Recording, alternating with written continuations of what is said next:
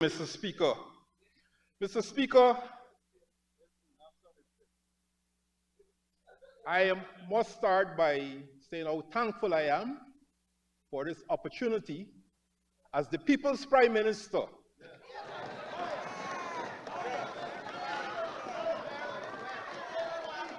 returning from representing Guyana in Africa and being given the opportunity to join the debate at this late stage. Mr. Speaker,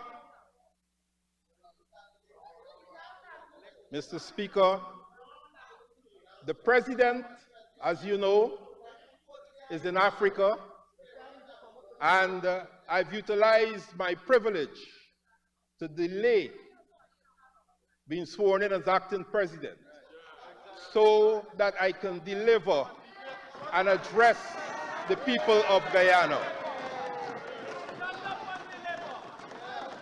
Mr. Speaker, as the leader of the House, I am duty bound to be part of this debate.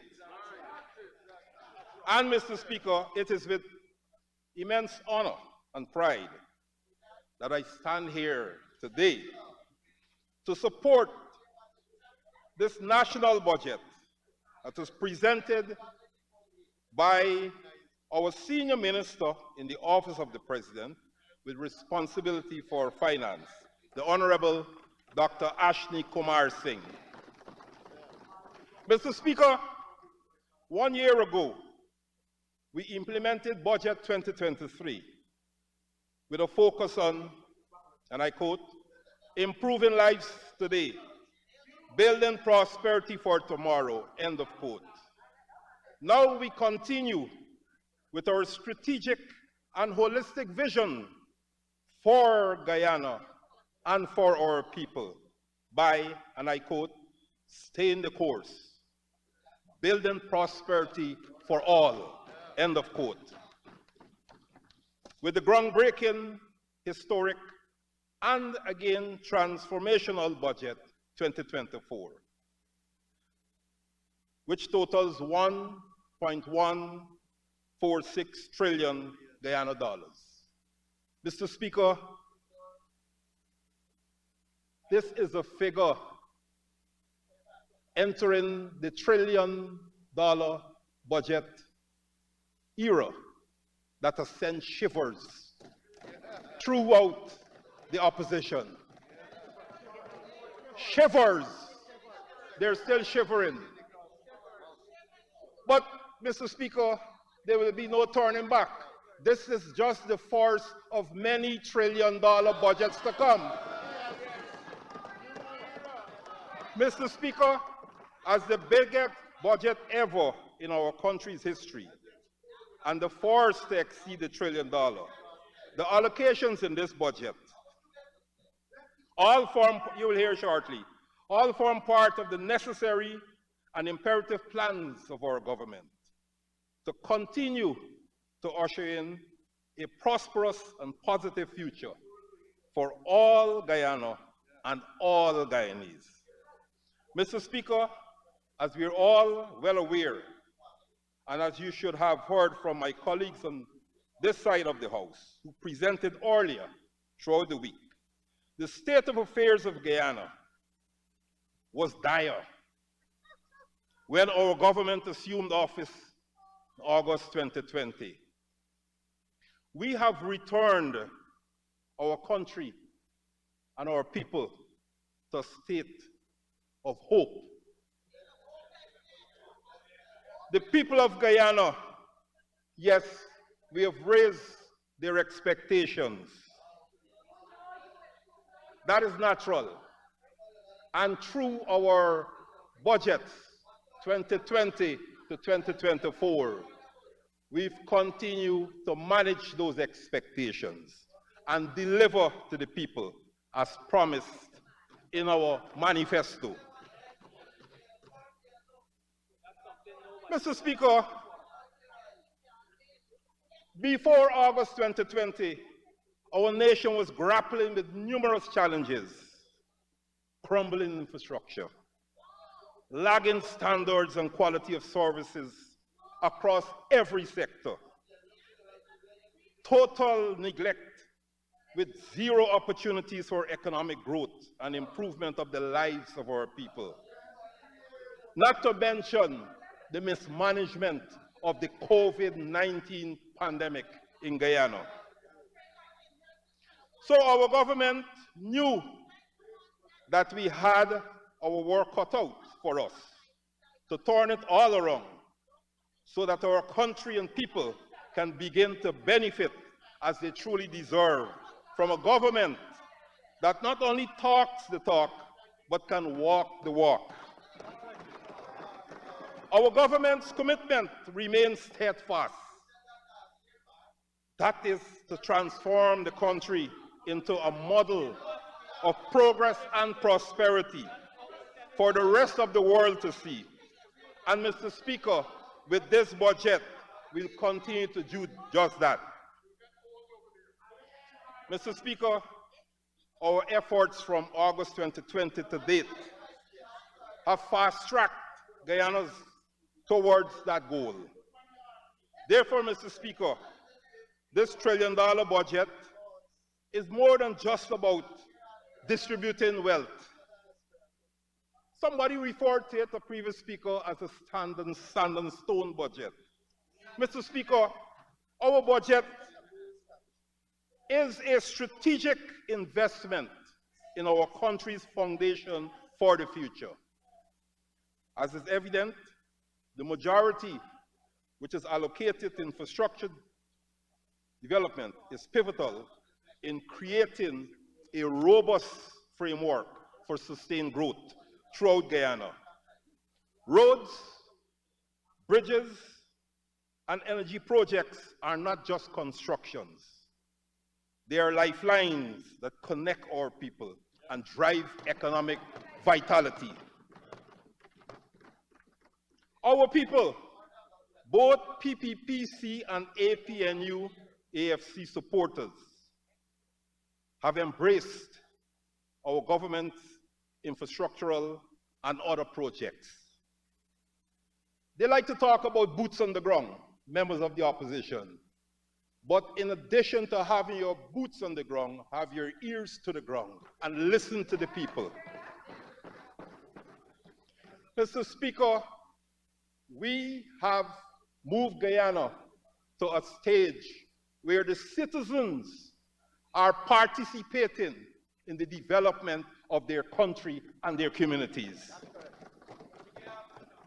Go and speak to the people. Go to the communities. They're thanking us for all the interventions, the new roads, the development and repairs to existing roads. Go and speak to them. Everybody loves to talk about the Heroes Highway.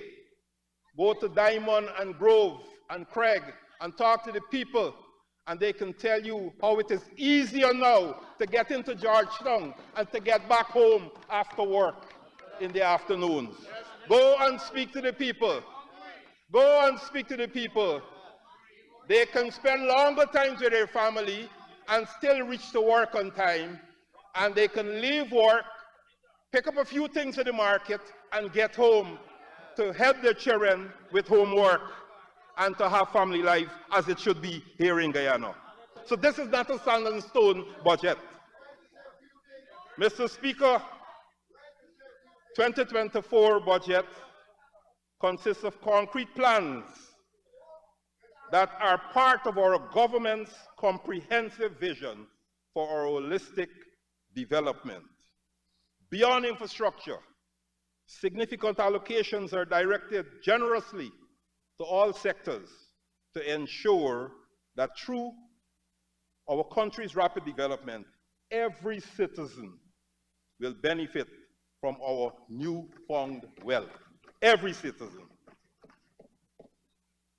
Mr. Speaker, I wish to highlight as well that the past 4 years have seen a consistent increase in our budget.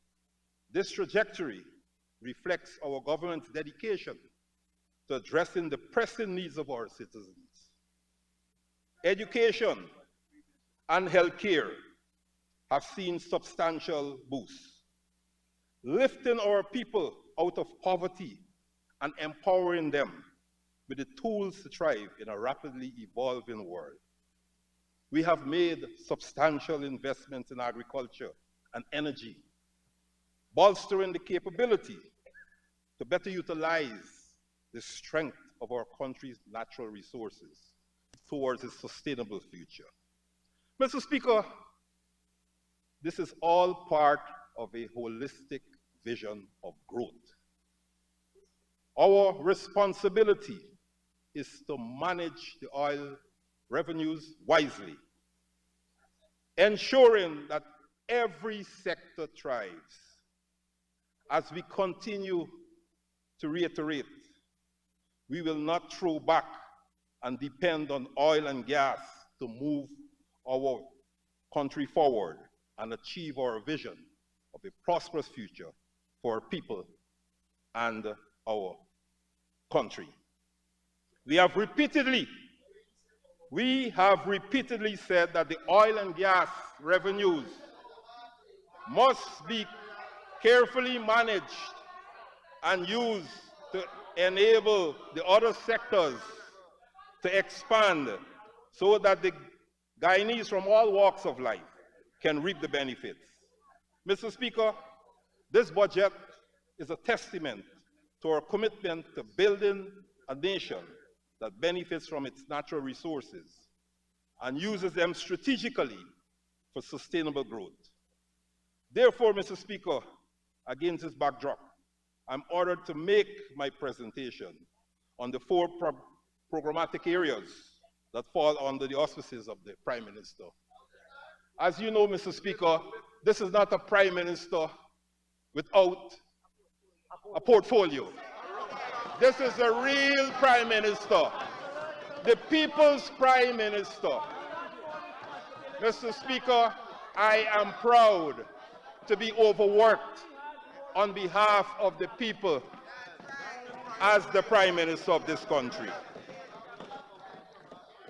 Mr. Speaker, with regards to power generation, the allocation and utilization of our resources in this domain result from the recognition that power generation is the lifeblood of our development, impacting every facet of our daily lives and the prosperity of generations to come. The gas to energy project, Mr. Speaker, I begin my presentation by bringing your attention to the monumental strides made by the Gas to Energy Task Force in shaping the future of Guyana through the transformative gas to energy power generation project. Mr. Speaker, this project is significant for all Guyanese because of the positive impacts it will have, allowing for cheaper and more affordable electricity at approximately 50% less cost when it is completed. Every Guyanese will be paying 50% less than they're paying for electricity now. And Mr. Speaker, I must add that there has not been an increase in the charge for electricity since what they were paying pre-COVID-19. This is the government, the people-centered, people-caring government that provided the billions of dollars to ensure that every Guyanese continue to pay the same rate for electricity that they've been paying prior to our assumption of office. Just imagine if the PPPC was not in government. Just imagine. I know you don't want to imagine. Even those on the other side don't want to imagine that. Because they are benefiting from the same measures they're benefiting from. So they're happy that we're in government. They're happy that we are bursting our brains, the same four men around a small table with plenty papers, bursting the brains to ensure that the negative impact as to what is happening throughout the world is not passed on to the people of Guyana. At least you can say thank you, sirs. You can say thank you, sirs. Mr. Speaker, the Gas to Energy Task Force has made substantial progress in the integrated power plant and NGL facilities, with 6.8% of balance of plant site preparation already completed.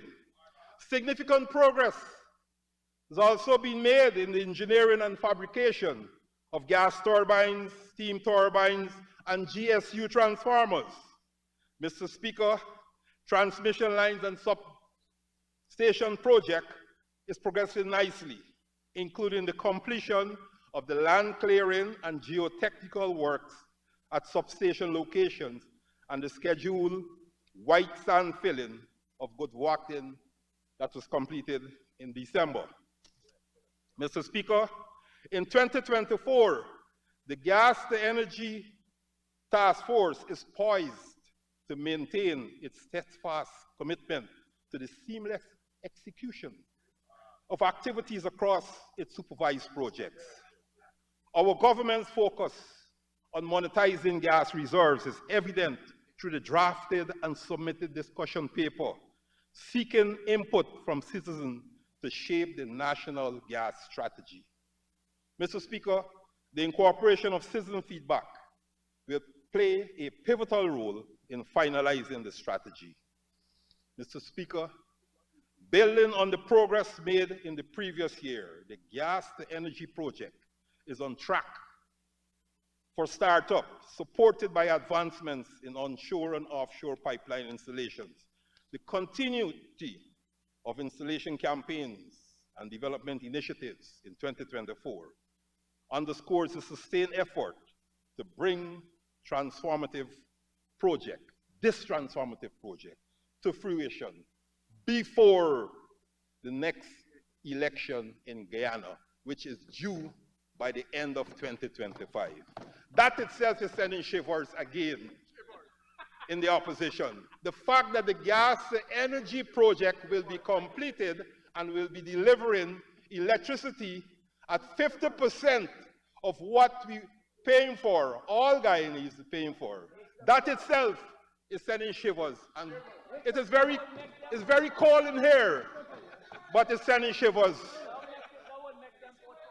That is sending shivers. Mr. Speaker, in relation to the works of our energy agency that is continuing to advance the implementation of our clean energy and renewable energy program, we have seen tremendous progress over the reporting period. Between 2020 and 2023, our government significantly expanded its investments in solar photovoltaic technology, witnessing a remarkable 173% increase in installed solar PV capacity from 5.3 megawatts to 14.6 megawatts throughout Guyana. The growth was achieved from strategic additions each year, including the Mabaruma solar PV farm, solar PV systems at government buildings, solar mini-grids at various locations. In 2023 alone, Mr. Speaker, a substantial increase of 6.6 megawatts occurred, driven by projects like the Bartica solar PV farm, completion of solar mini-grids, and widespread distribution of solar home system. Mr. Speaker, Budget 2024 continues the momentum with plans for solar farms to be completed in this year in Madhya and Wakanam. Additional solar home systems will be distributed, and the development of solar mini-grids and rooftop solar for government buildings project will be continued. Mr. Speaker, I wish to report to this House that 19 communities spanning regions 1, 2, 7, 8, 9, and 10 have benefited from the installation of solar PV-powered mini-grids. as Prime Minister, I proudly visited those communities. I proudly visited those communities and handed over those solar PV mini-grid systems to the communities. And one can only feel humbled. One can only feel humbled by the response of the people in those communities to this, our government, a government that is caring. The people remain thankful to our government. The people have seen the light. They have literally seen the light because many of them were in darkness. And here we have mini grids being handed over to communities, free of cost, provided by the government, the people-centered, caring government. Mr.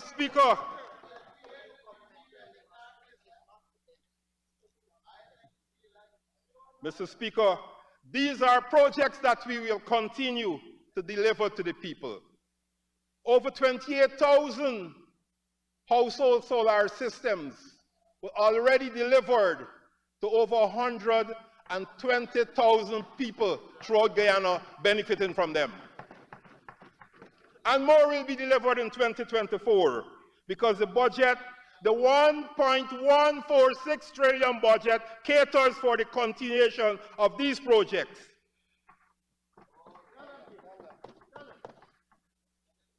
Mr. Speaker, the PV systems will serve the essential social, healthcare, educational facilities, including schools, health center, village offices, multi-purpose buildings, meeting halls, public living quarters, and households. This has transformed the lives of people throughout our hinterland and riverine area. Just go and speak to the people, boots on the ground and ears to the ground, and the people are saying there's more they can do now with the light that is available. More hours of production for them, more hours of studies for their children to write their exams. Mr. Speaker,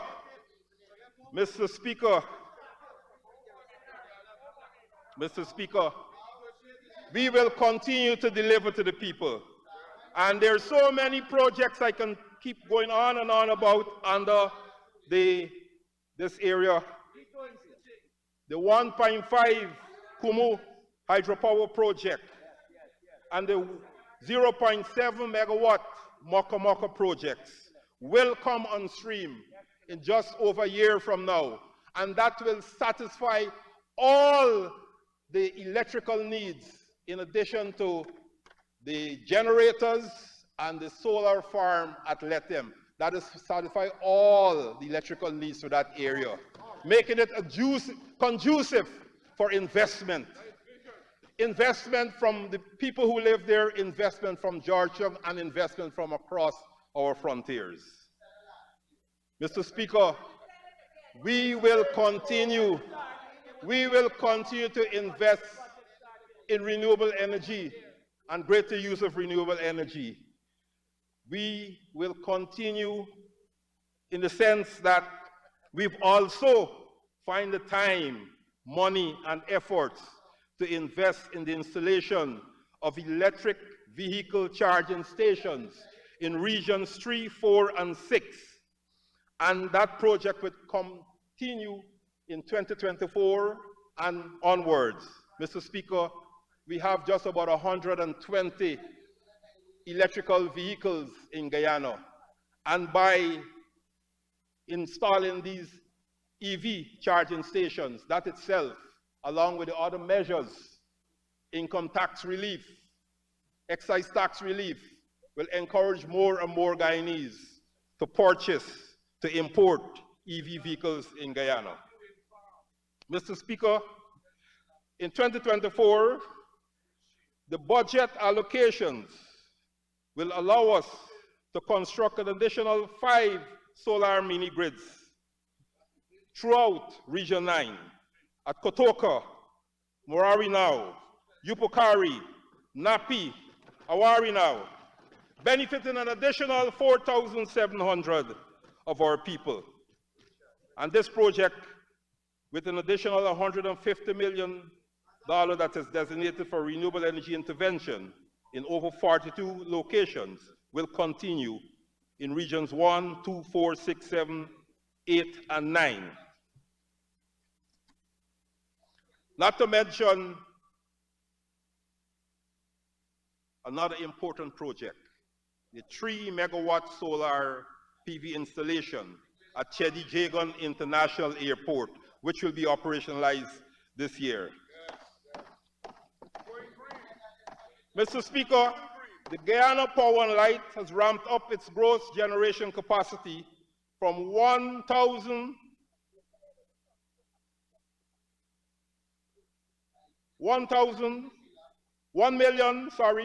30,288 megawatt hours in 2022 to an estimated 1,179,000 megawatt hour in 2023.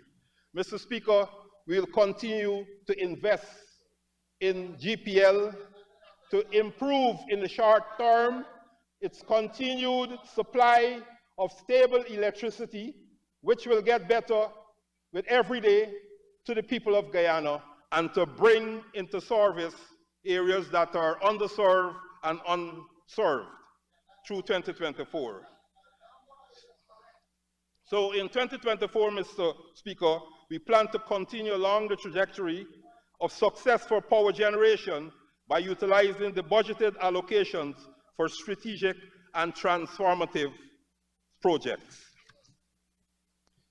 Mr. Speaker, might I remind the Honorable House that when the PPP took office in August 2020, we inherited a bankrupt GPL due to gross mismanagement of the company because, of course, a visionless bunch of elites who are too occupied and unbothered about the plights of our people. All their work consisted of was that they could grab for themselves during their tenure, which included a blatant attempt to rig the elections in front of the entire world. Mr. Speaker, with regards to the Hinterland Electrification Company, Inc., in 2020, upon taking office, significant intervention was required as critical generators in Matthews Ridge, Madia, Port Kaituma, Lethem required major overhaul. Additional generators were procured for Matthews Ridge, Lethem, Port Kaituma, Mabaruma to meet growing needs. Between 2021 and 2023, projects were implemented to provide electricity access to over 700 additional households in unserved communities near Mabaruma, Madia, Port Kaituma, Matthews Ridge, and Kokwani.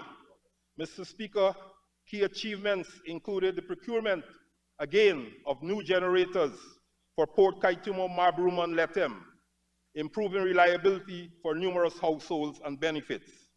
Mr. Speaker, in 2023, notable achievements were accomplished in the energy infrastructure projects.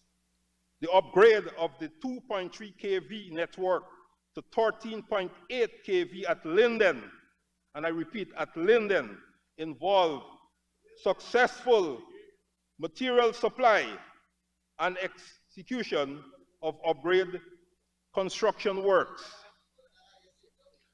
Upgrade of the Linden substation at Linden saw the completion of the construction of the substation building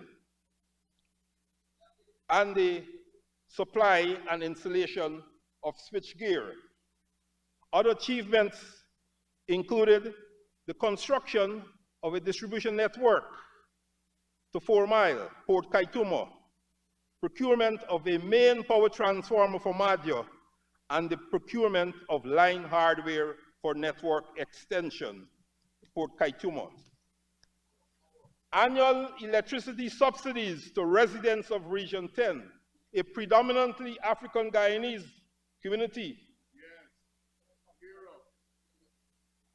that is known as the support base of the opposition, have been offset by the current government at an annual input of 4 billion Guyana dollars. Total subsidies amount to over total subsidies amount to over 100 billion since its inception, and it must be noted that this is the only geographic and administrative region benefiting from such a subsidy. The same region has received $7 billion on the local budget for 2024, an increase of 100% since 2020. Honorable Prime Minister, to power you to a conclusion, we will need an extension. Mr. Speaker, may the Honorable Prime Minister be given time to conclude his presentation, please. Mr. Speaker, Honorable Prime Minister. Thank you for the extension.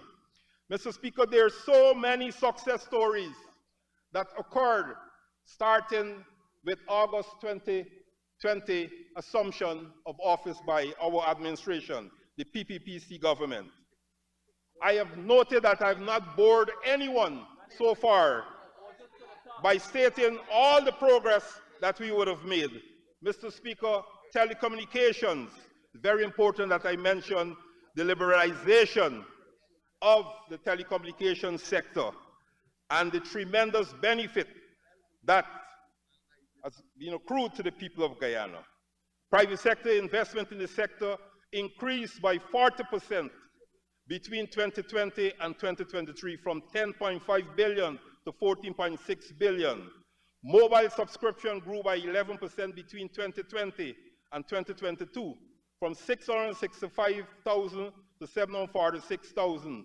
Broadband subscription overall grew by 15% over the period.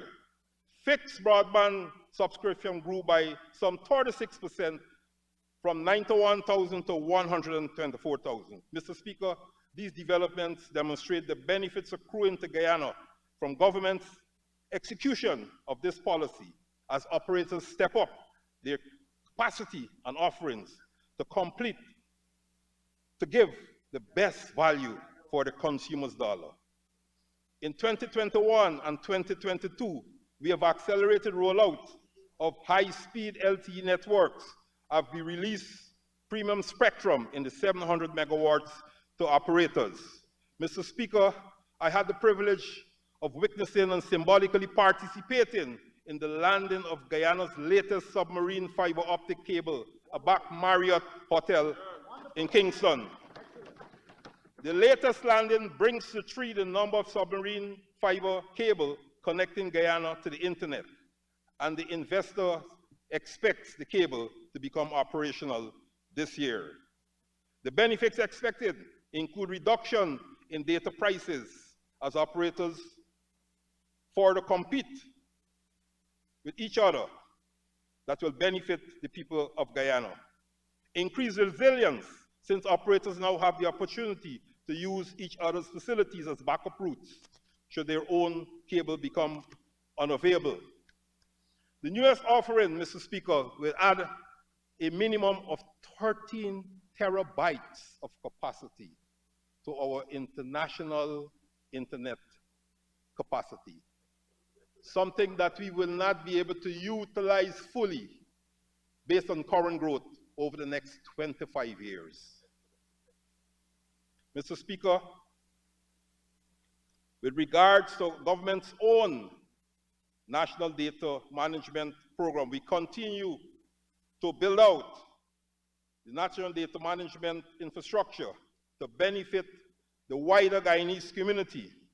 When we took office in 2020, since the liberalization of the October 5th, 2020 Telecommunications Sector Act, there's been a significant positive impact here.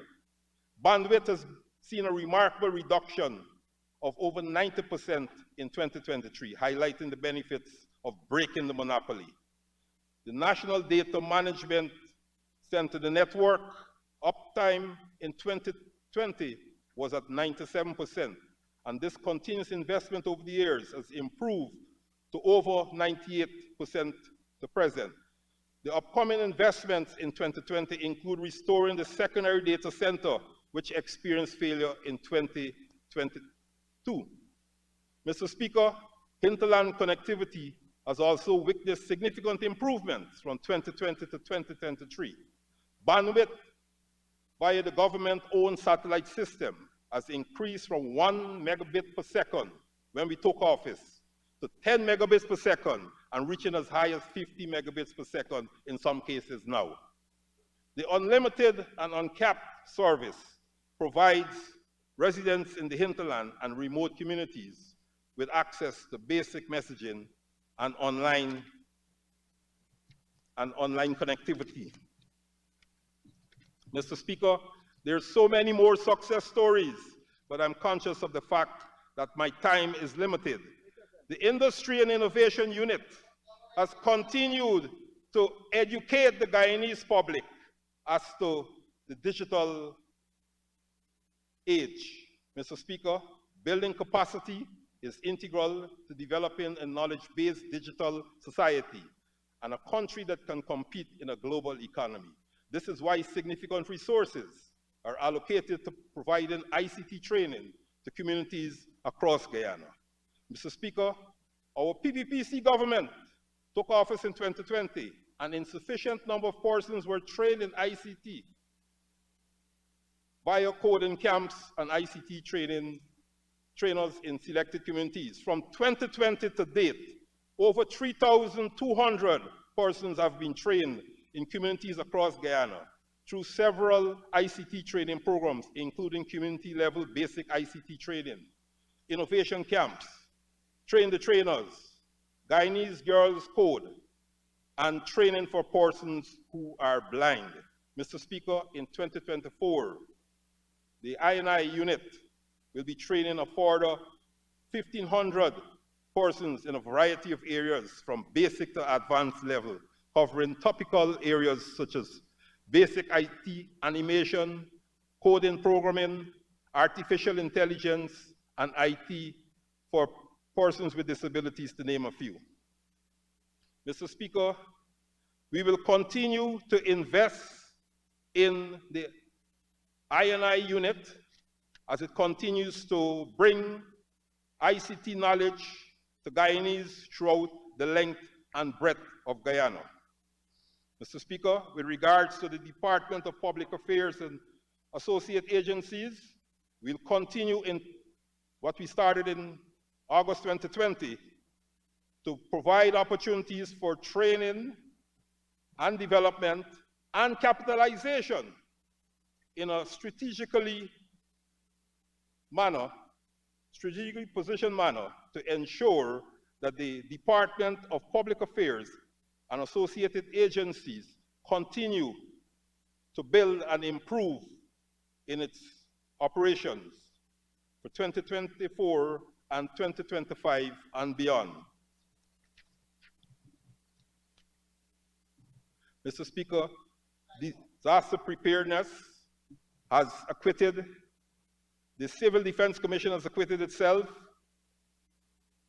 well in 2023, and with continued budgetary support, we see this agency will continue to expand its operations to ensure that at every regional administrative level, our officials that govern are better educated in disaster management-related activities. Mr. Speaker, as I said before, there are so many things, so many success stories that I can share. But I would like to note that this, Mr. Speaker, this document is the most in-demand document from the people of Guyana right now. And Mr. Speaker, you know, they say perception is reality, but the beauty of being a human being is that two of us could look at the same picture and see something totally different. Mr. Speaker, I don't see darkness here. I see a well-lit highway recently constructed. In the background, I see a well-lit housing scheme still developing. What appears to be darkness is the reserves that is awaiting the investment the investment by the private sector, the same private sector that you claim not to like. This is a photograph not of darkness. This is a photograph of development. This is a photograph of progress. This is a photograph of the hope that all Guyanese hope for. And Mr. Speaker, I conclude my presentation, and I wish to reiterate that the vision which our PPPC government set forth for Budget 2024 is more than just about numbers. It encompasses the very essence of progress and prosperity for Guyana. Mr. Speaker, Guyana is on a historic journey, and Budget 2024 truly allows us to stay the course as we build prosperity for all Guyanese. The budget serves as our compass. The budget serves as our compass, guiding us towards a brighter and more resilient Guyana. Mr. Speaker, it is important to reflect, to really be able to understand what we inherited and appreciate how far we have come. I've clearly outlined in my presentation the neglect and lack of resources in every sector under my purview when I became Prime Minister in August 2020. And I stand here proudly and confidently able to demonstrate that our government has done what our government has done to turn it all around in order to advance and transform every sector, every region, every community, every Guyanese. That is the PPPC's track record and will continue to be how we push ahead and get things done.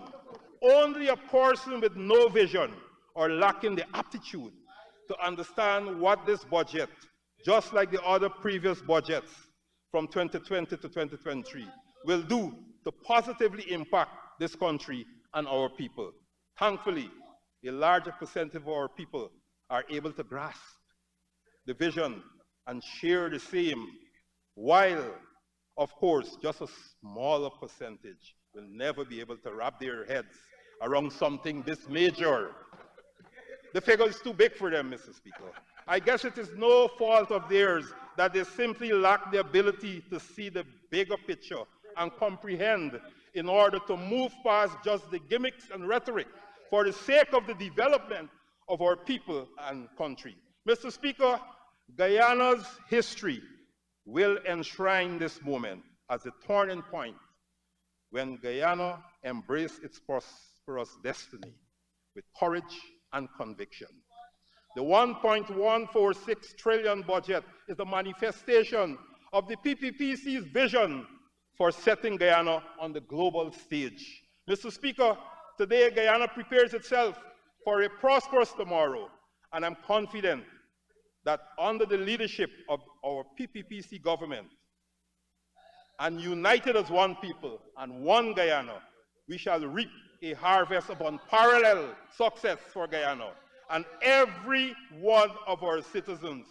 I call on my honorable friends on the other side of the House to join us and support this budget for all of Guyana to move forward with a prosperous future ahead of every single Guyanese, with no one left behind. Get on board, my friends. It is time for you to put politics aside and put our people first, because we must be reminded that each and every one of us is privileged to sit in this honorable house because the people of this country has put their trust in us and elected us to serve, not ourselves, but to serve them. They depend on us to make the right decision, so let us use our power to do the right thing at all costs. Success and prosperity is inevitable, and we in the PPPC will ensure that we remain unwavering and encouraging consistently and engaging consistently with the people all across the country at all levels to push the agenda of the people forward, because this is all about them, the people of Guyana. Finally, let me thank our Minister of Finance, Dr. Ashley Kumar Singh, and his staff, and his wonderful staff, hard-working staff, for putting together this strategic document that will catapult Guyana way into the 21st century. Thank you, Mr. Speaker, and may God Almighty continue to bless our nation.